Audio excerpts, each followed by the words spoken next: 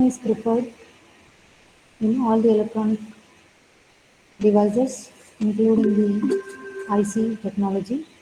Even in the IC technology also, the semiconductor material used is the silicon only. Okay. Because it is having high thermal stability. It can withstand even at high temperatures also. And we have also seen that even having the metals with high conductivity, silicon is more popular for all the electronic devices and IC fabrications because the conductivity of the silicon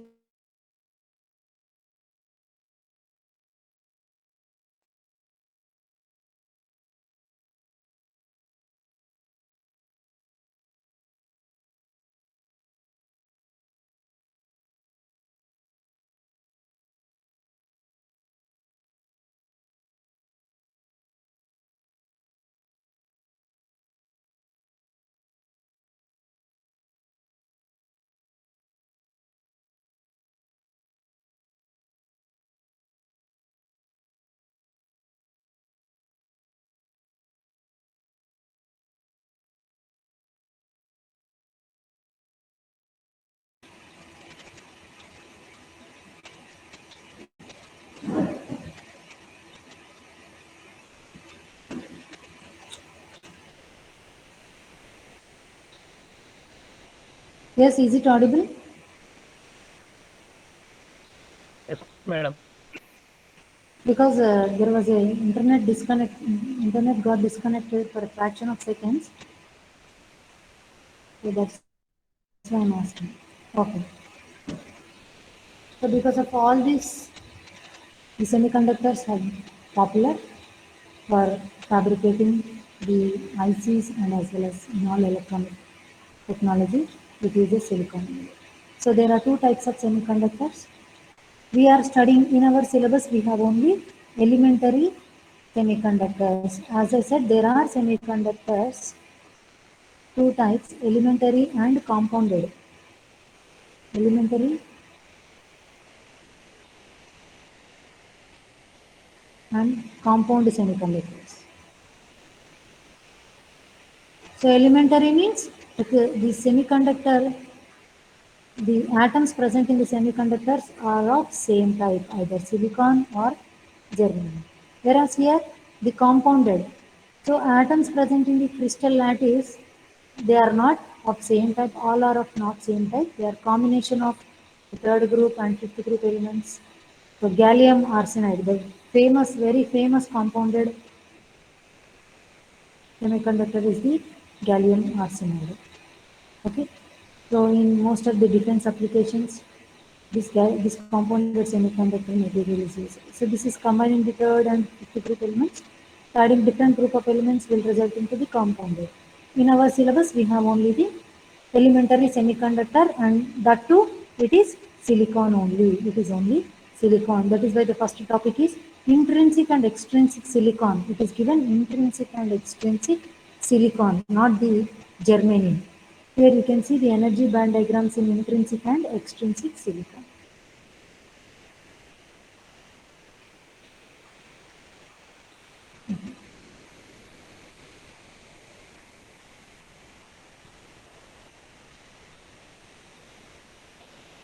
So this is the intrinsic silicon. The crystal lattice, as I said, the semiconductor material, we cannot get an isolated single semiconductor atom, but the semiconductor is available in the form of the crystal. So that crystal again, it is a diamond shaped crystal lattice. It is a diamond shaped crystal lattice. So in that, the atoms, each silicon atom is surrounded by the neighboring other silicon atoms. Since silicon, the atomic number is 14, it will have 4 valence electrons, 1s2, 2s2, 2p6, 3s2, 3p2. So 4 valence electrons. So these are the valence electrons. So these are the valence electrons, and each valence electron of the silicon atom is forming a covalent bond with the other silicon atoms. So each valence electron of a particular silicon atom, it will form covalent bonds with the other neighboring silicon atoms. So all electrons. All the valence electrons are tightly bound to the lattice. All are tightly bound to the lattice. So no free electron is found in the intrinsic semiconductor. No free electron is found. So no charge carriers. No charge carriers. Therefore,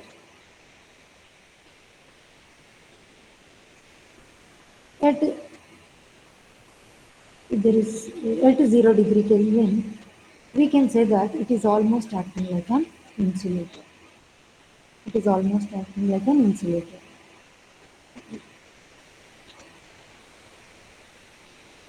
Now, this intrinsic silicon, it starts conducting as soon as you increase the temperature above 0 degree Kelvin. Is it clear? So how we can make this intrinsic semiconductor, which is behaving like insulator, how to make this as a conductor, how to make to conduct. So for that, if temperature, see this, if temperature increases, what will happen? Some of the atoms in the crystal lattice, they acquires certain thermal energy. So because of that thermal energy, whatever the covalent bonds are formed, so they may get broken, and whenever each covalent bond is broken, whenever a covalent bond is broken, what is happening? Okay, if this bond is broken, this electron will come out of that bond, and in place of this, deficiency has been created. Deficiency is created, and this deficiency of an electron will be treated as hole. So there are two important charge carriers in electronic devices. The two important charge carriers are electron and hole. So what is a hole? The absence of electron, the deficiency of an electron is treated as the hole. Okay. Now, initially it was acting like insulator, but as soon as the temperature is increased, what has happened? So because of the breaking of covalent bonds, electron, each time one electron is coming out of the bond, a hole is also created. So electron and holes are generated in pairs. They will be generated in pairs. Therefore, when a bond is broken, one electron, ఇక్కడ hole is missing here. One electron hole pair is generated. So as temperature is increasing due to thermal energy or thermal vibration or thermal agitation, we can call it as bonds are broken. So this is the diagram. Here it is also showing that a free electron and a hole. So the same figure I described in the form of energy band diagram. I described in the form of energy band diagram. In the last class, I told you how the bands have been formed. How bands have been formed. Okay, so when the silicon atoms are closely spaced, when the atomic distance between them is very small, if the atomic distance between them is very small, all the energy levels, all the energy levels will come closer, though they are discrete, but they are closely spaced. So all this will form into a bond. So like that, energy bands have been formed. And so the same electron hole I will show you here.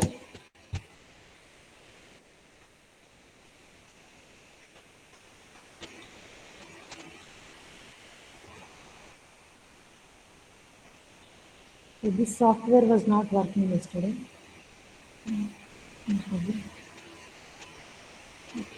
Now this is the, see here, this is the, as I said, when the energy bands have been formed, see, I will not allow you for the next class if you join, if you don't join with your official mail ID, I will not allow you to join. Okay, you must join with your official mail ID only. Okay. So as I said, while formation of energy bands, Whatever four valence electrons are there, all those four valence electrons will be dropped to the lower band. All the four valence electrons will be dropped to the lower band, and the upper band becomes empty. So this is filled. The valency band is called as the filled valency band because it is filled with all valence electrons. And the upper band is called empty band. This is also called as the conduction band, and this is also called as the valency band. In some textbooks, it will be referred as filled valency band, and that one it is called as empty conduction band. This is empty conduction band. Okay. Now, when temperature is raised, when the temperature is raised, because of the covalent bond, atoms are broken, and this electron, it moves to the conduction band. So this electron is becoming free. Once it comes out of the bond, it becomes free, and this will be the free electron which will be there in the conduction band. Here, a hole will be created. So here, a hole will be created. So here, holes are created, and there in the conduction band, electrons are generated. So free holes are there in the valency band, free electrons are there in the conduction band. So therefore we can say that if small n is the number of electrons per unit volume, centimeter cube or meter cube, and if small p represents the number of holes per centimeter cube, then in intrinsic semiconductor n is equal to p. N is equal to P. So this is about the intrinsic semiconductor. And that concentration N equal to P, and that is equal to Ni, which is called as intrinsic carrier concentration. So Ni, it will be 1.5 into 10 to the power of 10 electrons per centimeter cube for silicon. So we are more focused on towards silicon only. So in silicon, the intrinsic carrier concentration is 1.5 into 10 to the power of 10 electrons per centimeter cube. So this is called as the intrinsic carrier concentration. Now the energy band diagram of the intrinsic carrier concentration, this is the energy band diagram. I told you this is as there was a continuous disconnection of the internet. Just I am repeating once again. So you may feel that I am again repeating. I felt that there was a lot of um, disconnection problem, internet connection. That is why to have a continuity and once again breaking up all these things, though I taught in previous class. So this is the conduction band, and this EC represents the lowest energy. If you take the energy band diagram, the y-axis will be the energies, representing the energies.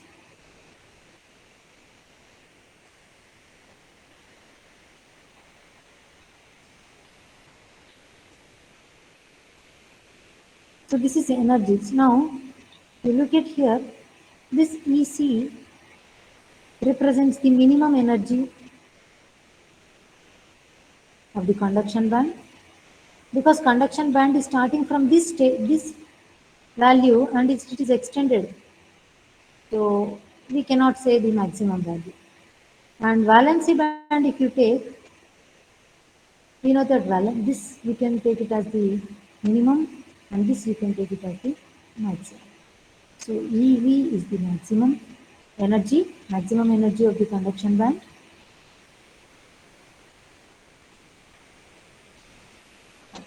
Now,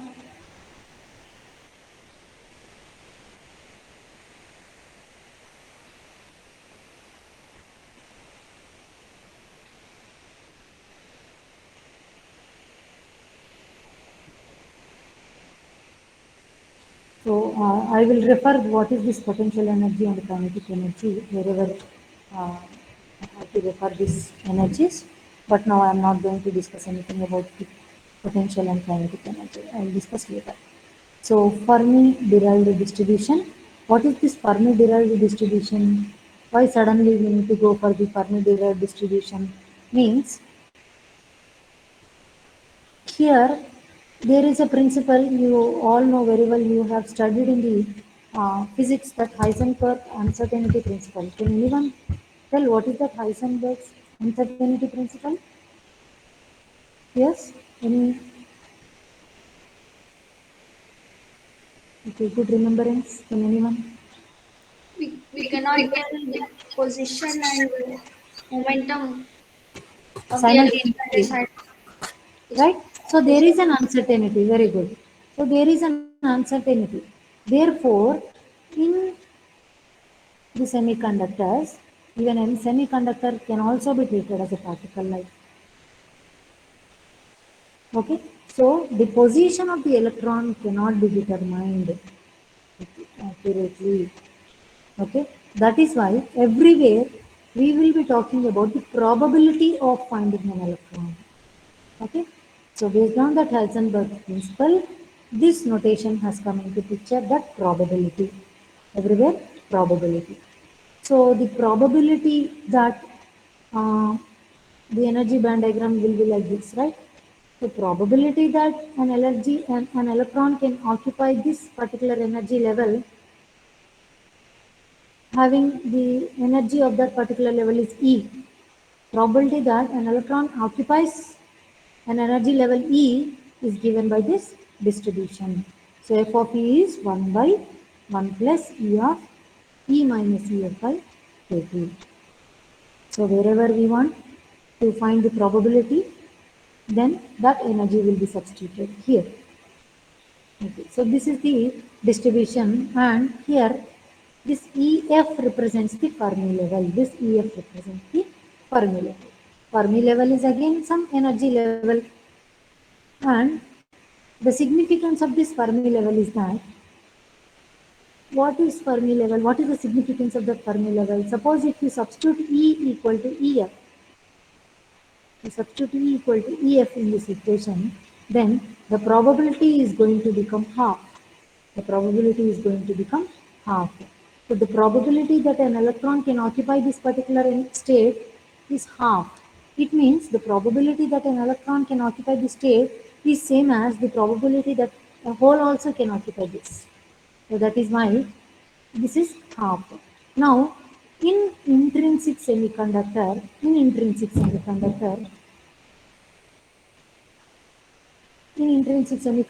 since n equal to p, whatever number of electrons are there in the valency band, the same number of whatever number of electrons are there in the conduction band, same number of holes will be there in the valency band. So probability of finding a hole in the valency band, the same probability will be there in finding an electron in the conduction band.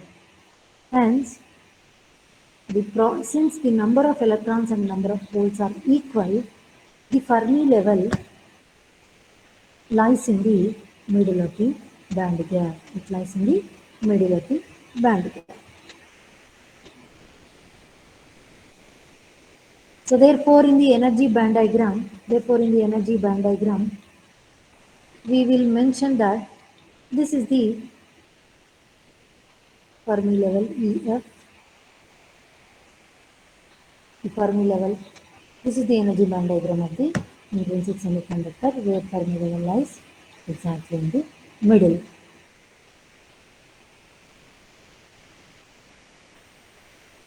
And this is the what is energy band gap?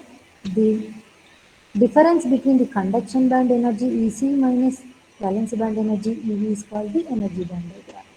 Sorry, gap, energy band gap. And this is also called as forbidden energy gap. So forbidden means what I said, when the energy bands are formed, whatever valence electrons are there, all those valence electrons are dropped into the lower band, that is valency band, and upper band, which is the conduction band, is empty. upper band, which is the conduction band, is empty. Okay. Now here, then what about the gap between these two bands? There are no energy levels. There are no energy levels exist. There are no occupied or allowed energy levels exist between these bands. So that is why this gap is called as band gap, forbidden energy gap. Okay. That gap, what is that value? How much is that value for semiconductors? Can anyone? What is that Pg for semiconductors? How much it is? 1.1 electron. Yes, 1.21 electron volt. And for conductors, what is the energy Zero band gap? electron volt. Yes, very good. 0 electron volts. What about the insulators? ఇంకెవరైనా చెప్పండి answer.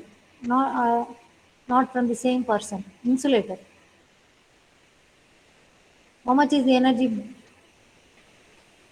band gap? Boys, Pg is how much? 5 electron. 5 or approximately 5 to 6. So there is a slight variation from one textbook to the other. Okay. So a large energy band gap. So no flow of charge carriers from conduction valency band to the conduction band. A large amount of energy is required for the charge carriers to to flow from valency to the conduction band. So this is very, very large. That is why almost current is zero in the insulators. Okay. Now if you observe here, Ma'am, yes, you said forbidden energy gap, no electrons will be there. yes. But you said the EF means it has half of probability now, ma'am, of finding electron. No, no. EF, what I said, I am not saying that. That is the, we will represent this energy level with the dotted line. It is, there is no allowed energy state. There is no allowed energy level existed. But what I am saying, EF, how to define EF means, if this is the distribution, what is Fermi level means? It is the energy level where probability of finding, it is the energy level where the probability of finding an electron in the conduction band is same as probability of finding an electron in the valency band. I am telling you that probability of finding an electron in the conduction band from a particular energy, there is no energy level exist, and there is no electron occupying this energy. To be frank, there is no electron existing to occupy this energy. Okay, so there exist no energy levels, that is true, but the Fermi level, it shows that the number of electrons and number of holes are equal in the conduction and valency bands. So if you want to find the electron in the conduction band, with the same probability you can find a hole in the conduction band. So that is what the meaning of the Fermi level. Is it clear? Yes, ma'am. Okay. Now coming to the energy band gap again, this energy band gap is not going to be a constant. It is going to vary with temperature. So this is going to vary with temperature. So e.g., the energy band gap of silicon. So deriving this expression is of not interest. This is not an important. We can straight away make use of this equation to know the dependence of energy band gap on temperature. Dependence of energy gap on temperature. So this equation shows how energy gap is dependent on the temperature. 1.21 minus 3.6 into 10 power minus 4t. Now at a 0 degree Kelvin, if you find the band gap is 1.21, and if you calculate the energy band gap at some other temperature, for example, here it is shown for room temperature, but at some other temperature, you can easily find the energy band gap. So energy band gap is not going to be constant, it is going to vary with temperature. So Eg has reduced to 1.1 electron volt. It is reduced to 1.1 electron volt. Now, so this is about the intrinsic. Coming to the extrinsic. So extrinsic, if we want to increase the conductivity, no doubt that at room temperature it starts acting like it slightly starts conductive. So in the semiconductor, it starts conducting at room temperature. If you want to increase the conductivity further, so because the in intrinsic it is very less. So if you want to increase the conductivity to a large extent, significantly, then we need to add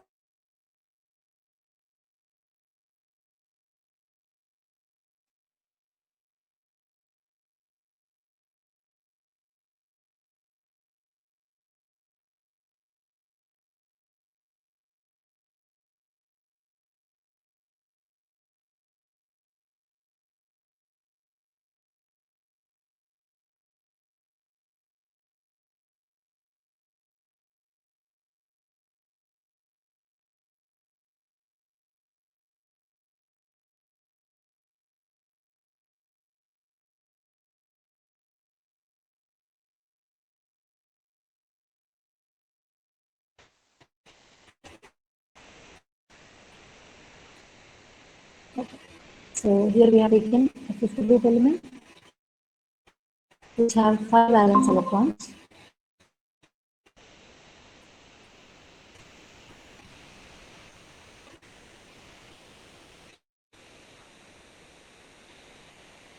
So out of the 5, 4 will be participating in the covalent bond.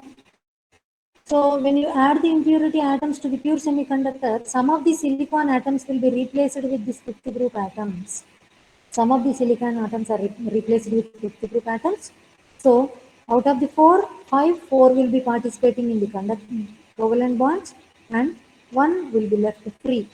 So this is not participating in any bonding. So this will be a free electron. That will be a free electron. So each fifth group atom is donating an additional free electron. So that is why these atoms are also called as donor atoms or donor impurities. These are called as donor atoms or donor impurities. So all of you please see here. Assume that there are 10, when there is no doping, assume that number of holes and number of electrons are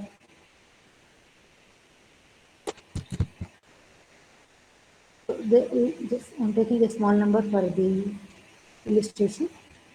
So N and P are 10. Now by adding fifth group elements, the dopants into the pure semiconductor, what is happening? In addition to the 10 electrons, it is giving extra electrons. It is donating additional electrons. It is donating additional electrons to that crystal lattice. So, in fifth group element, the number of electron concentration is going to increase. Electron concentration is going to increase. Okay, and at the same time, N increases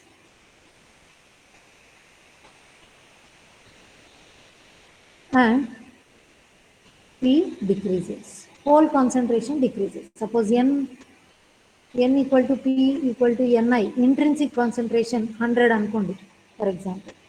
So by adding the impurity atoms, N may increase to 120 and P may decrease to 90.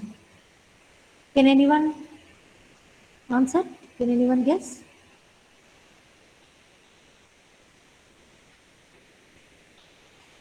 Yes? Few of the holes might get filled with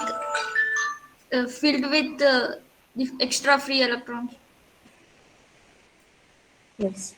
So by adding fifth group elements,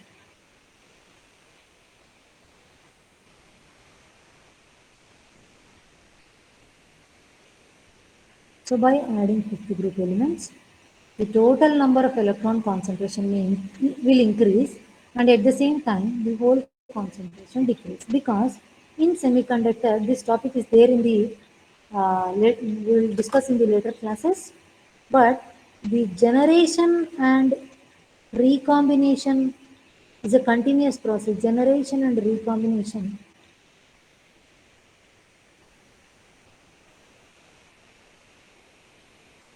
generation of electron hole pairs and recombination is a continuous process. But the rate at which the charge carriers are getting generated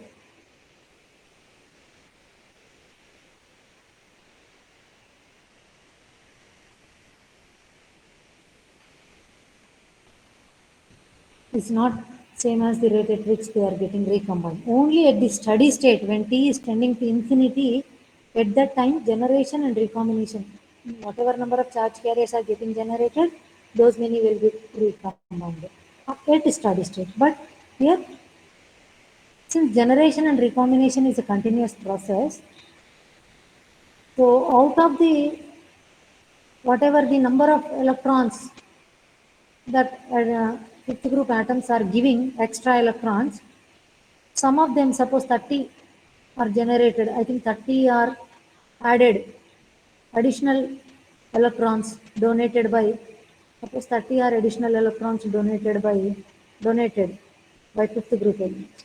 Then out of which 10 may participate in recombination. 10 may participate in recombination.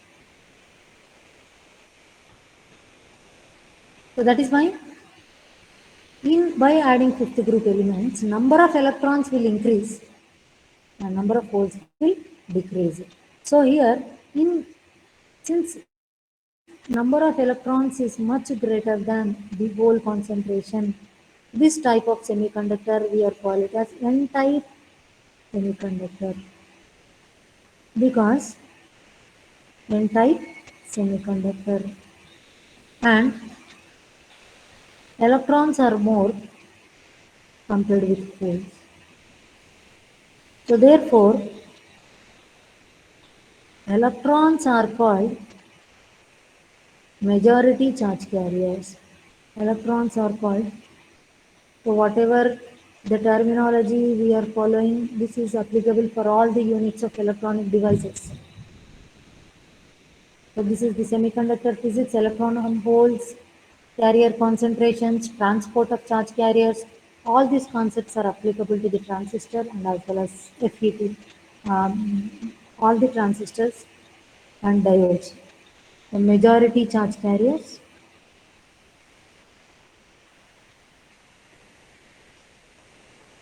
and holes are less in number, therefore they are minority charge carriers.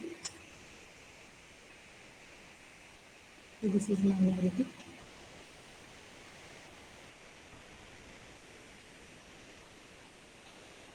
Minority charge carrier.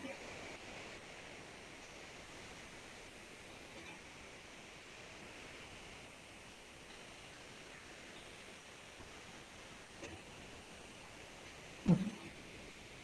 Similarly, if you do the similar analysis by adding third group, by adding third group,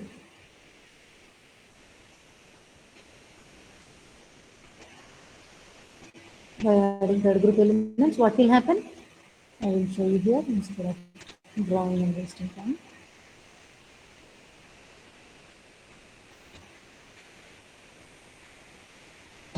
I think I have only shown the figure of N-type.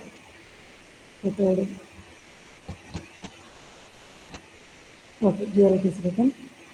So by adding third group elements, 3 valence electrons will be there. These 3 valence electrons, they will be participating in covalent bonding with the neighboring atoms,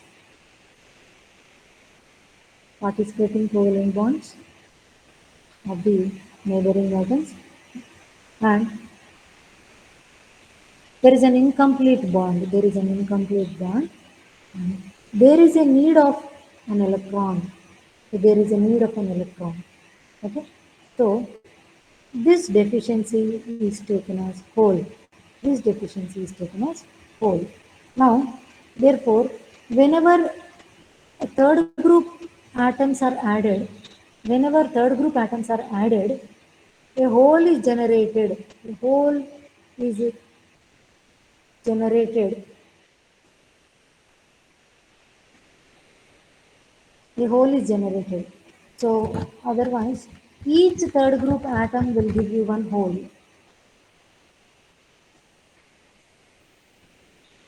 Because there is a fourth bond is incomplete. So each third group atom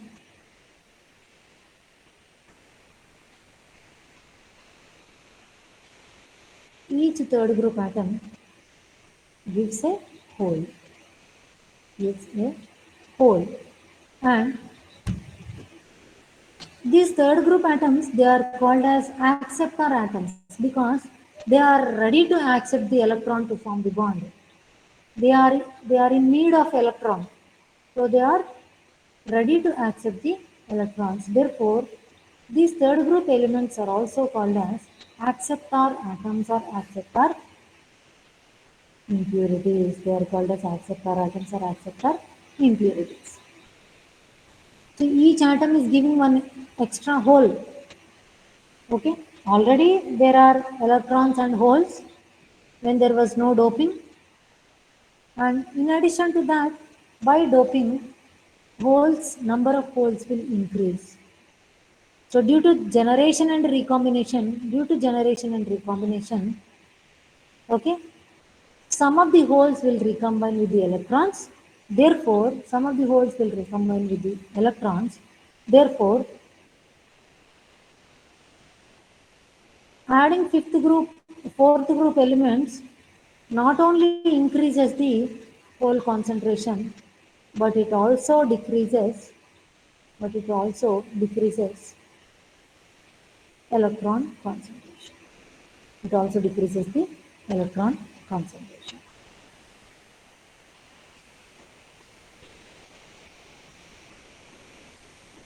Okay.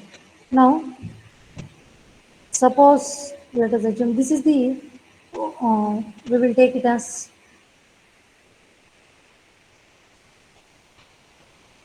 one second.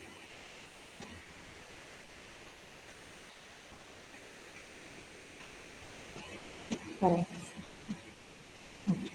So by adding third group elements, it increases the hole concentration, at the same time it decreases the electron concentration.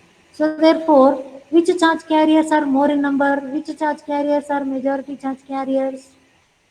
Boys, which charge carriers are majority charge carriers? And which are minority charge carriers? I said the class must be interactive.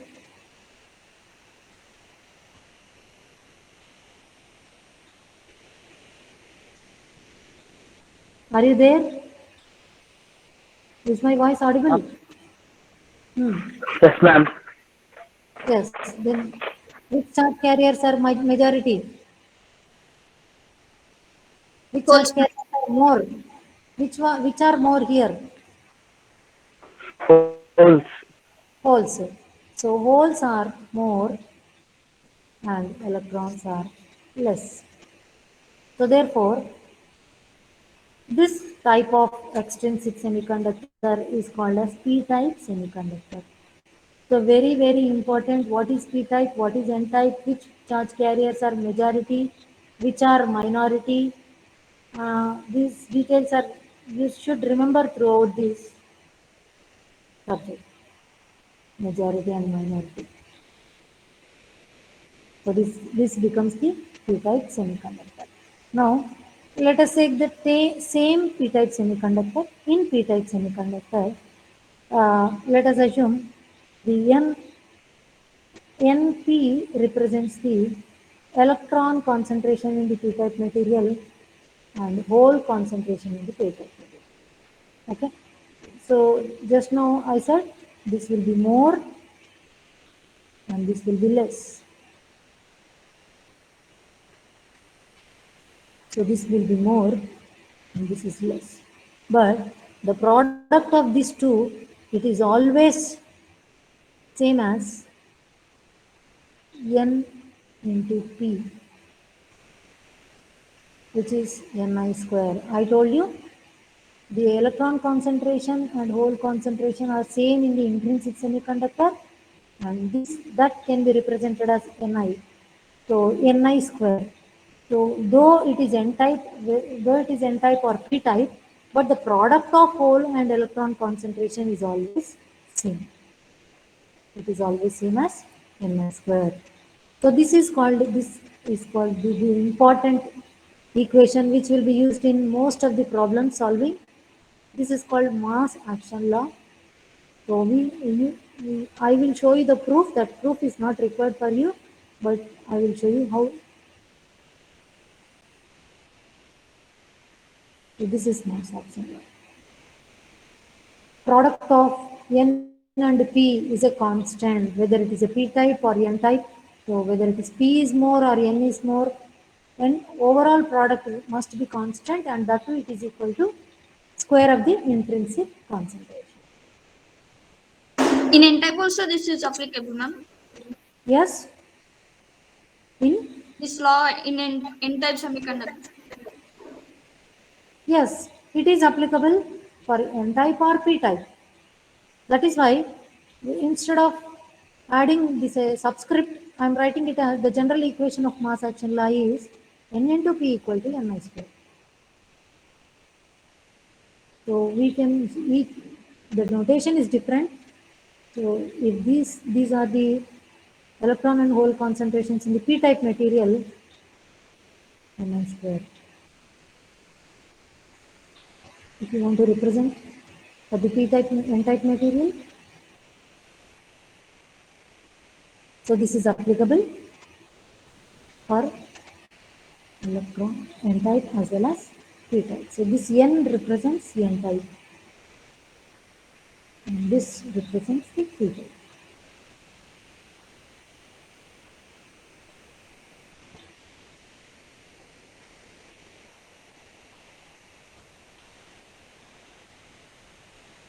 Now I will show you the energy band diagram.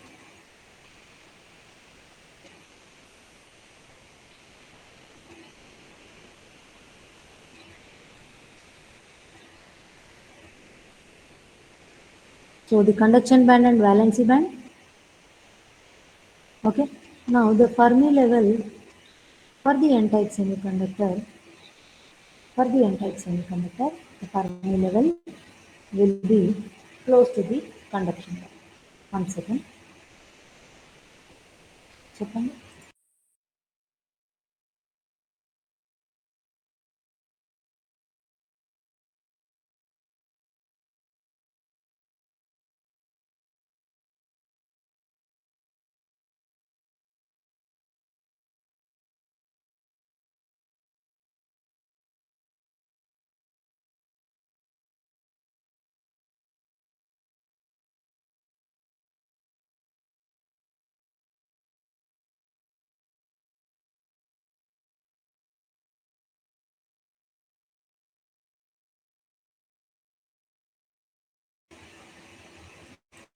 Okay. Now here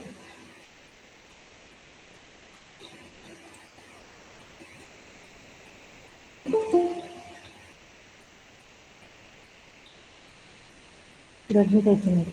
Maintenance question.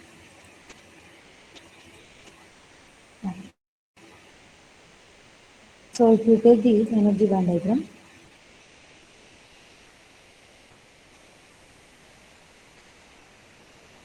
so with the help of Fermi-Dirac distribution, we can justify this energy band diagrams and the position of the Fermi level easily.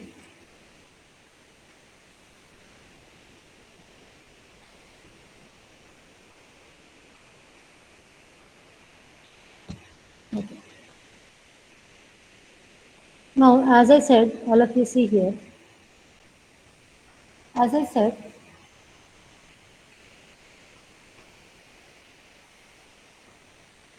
in intrinsic, all the charge carriers are participating in the bonding. No free electrons exist which occupy any energy level. So that is why this is called forbidden energy. Now, by adding fifth group element, by adding fifth group element,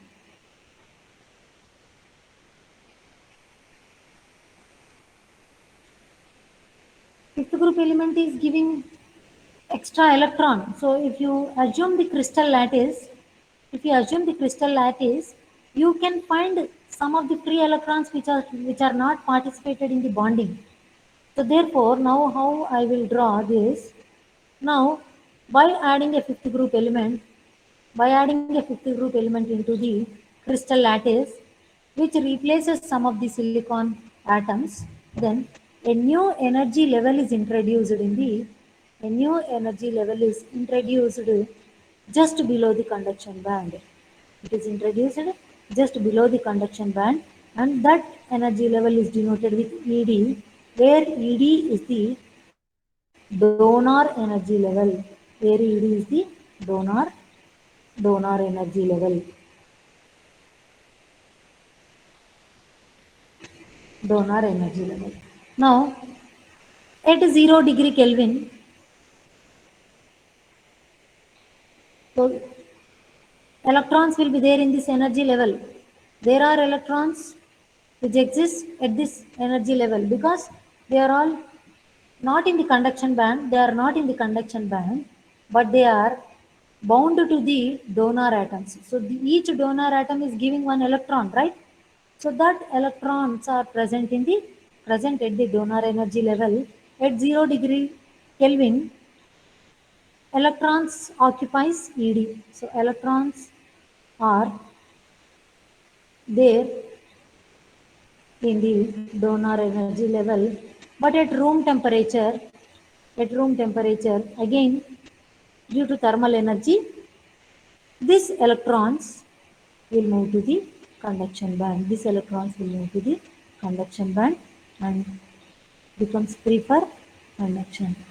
So this is called this level is called ED, donor energy level, which is different from the Fermi level. This is when there is a doping. When there was no doping, no energy levels exist between the conduction band and valency band. But after adding impurity atoms into the semiconductor, new energy level is introduced in the energy band gap, which is just below the conduction band, just below the conduction band. And for this also there is a proof, mathematically it is there, that the difference between this EC and ED is just 0.04 electron volts. This is just 0.04 electron volts. Now, electrons are more in the conduction band than the number of holes. So therefore now, the Fermi level, the probability of finding an electron is more than the probability of finding a hole in the valency band. Therefore, the Fermi level will be towards the conduction band and just below the donor energy level. So this is the Fermi level. I will generally, for to avoid confusion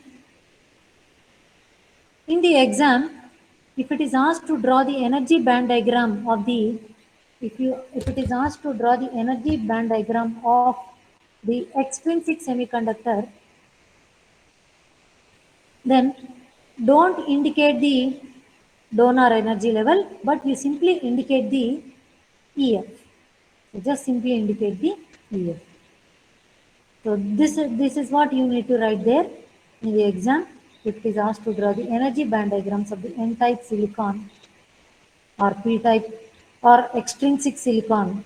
Extrinsic silicon means you need to draw for both P-type and N-type. So in P-type, the probability of finding more number of electrons are there in the valency band. So probability of finding the hole in the valency band is more compared with the electron in the conduction band. Therefore, Fermi level lies closer to the valency band. So these are the energy band diagrams of the n-type semiconductor. Mathematical proof is there for this. Why Fermi level is near? Why Fermi level is nearer to EC? Why EF is nearer to EF? So that I will show you in the tomorrow's class, that derivation, but that is not required for you. It is not there in the syllabus also. The carrier transport, one second.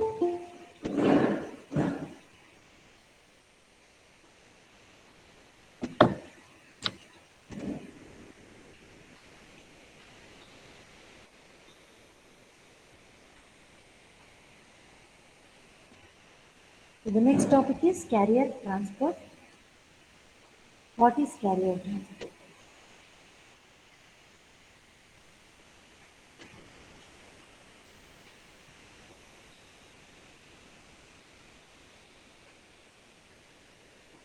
So in the next class, I will show you about the Fermi level, the truths, carrier transport. That is the extra information. Even then, we can continue with carrier transport. What do you mean by carrier transport? So, charge carriers which are electrons and holes, move in a semiconductor. What forces will influence these charge carriers to move in a semiconductor? So that is the meaning of carrier transport. How the carriers are transported? How the carriers are transported? Now, under this carrier transport, we will discuss diffusion current, drift current, mobility, and resistivity. These are the four topics we are going to discuss.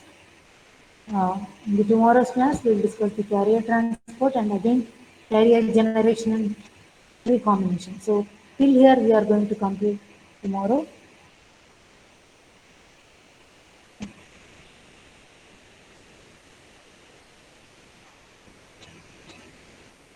So I will show you the diagram. Suppose there is no electric field. Suppose there is no external field applied. There is no external field applied. 1 second, as college timings are going to. 1 second.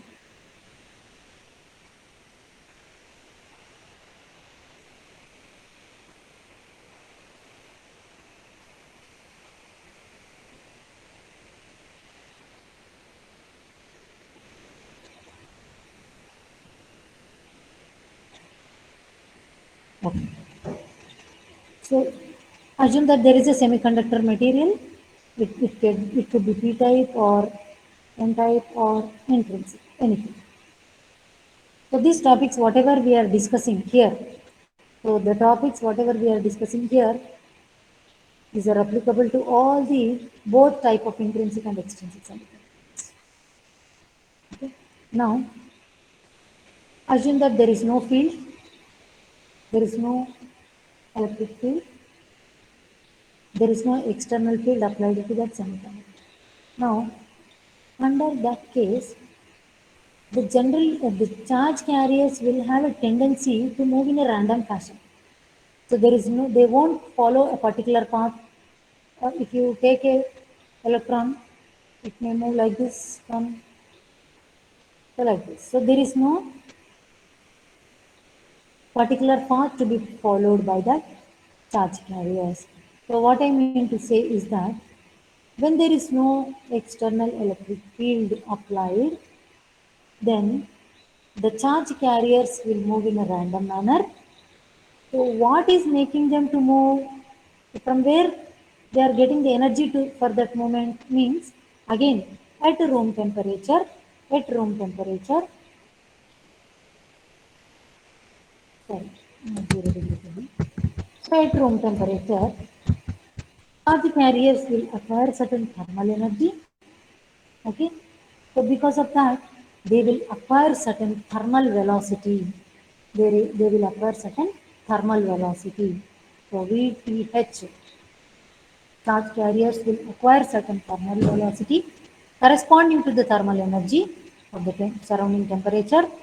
Then with this thermal velocity, that thermal velocity is 10 power 7 centimeters per second. This is the thermal velocity at room temperature. Okay, at room temperature VTH.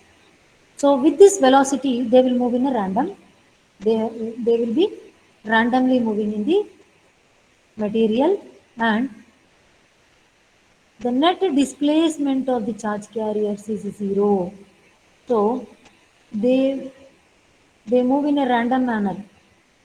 So on an average, if we observe,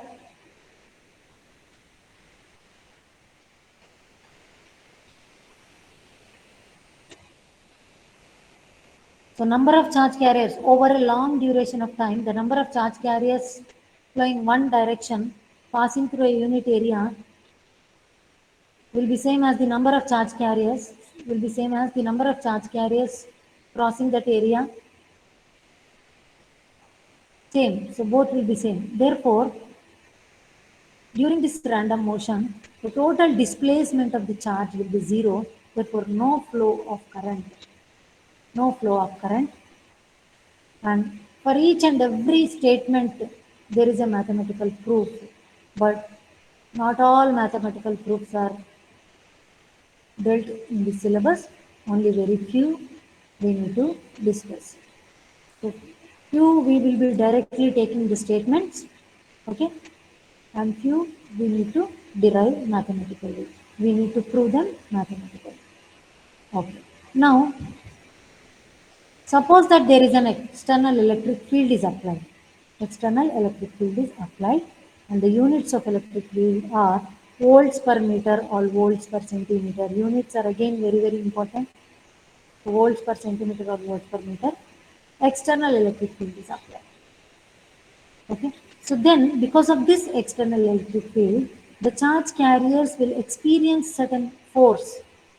So which is F equal to EQ, which is F equal to EQ, and with this force, the electrons will be accelerated. The electrons will be accelerated, and they will move in a opposite direction. They will be moving in the direction opposite to that of the field. Suppose if the applied field is like this, if this is the applied field, then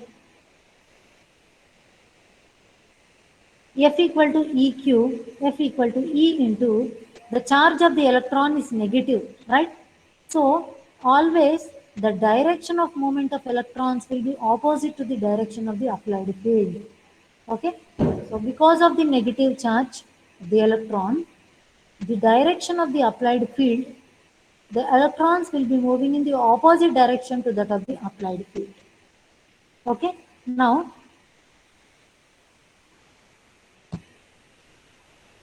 here, when there is no field, they will be moving randomly with a thermal velocity. But when you apply some external field, in addition to the thermal velocity, they will be drifted. The charge carriers are drifted. The charge carriers are drifted, and they will be moving opposite to the direction of the electric field with a velocity called drift velocity. With a velocity called drift velocity. So now, when the drift velocity is superimposed on the thermal velocity, then it leads to a directed flow of charge carriers. It leads to a directed flow of charge carriers. Okay.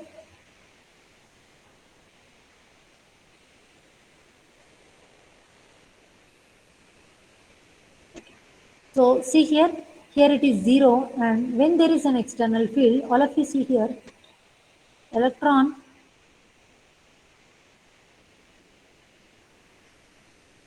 though the motion of the electron is zigzag, but always it will be moving. it will be moving in this opposite direction only. I will tell you. I'll end with this. See here. Uh,